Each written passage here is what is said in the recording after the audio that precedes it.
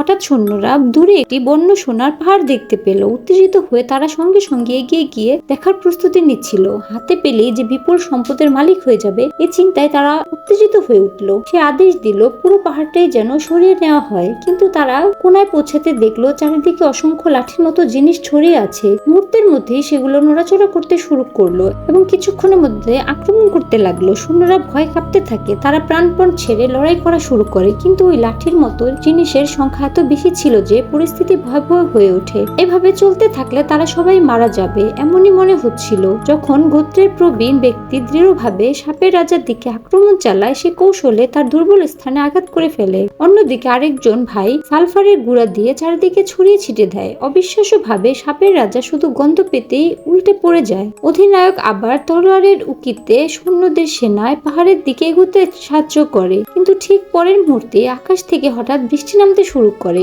অরক্ষিত সেনারা একের পর এক প্রাণ হারাতে থাকে। একজন যোদ্ধা মাথা তুলতেই তাকাতেই এক ভয়ঙ্কর দৃশ্য চোখে ধরা পড়ে।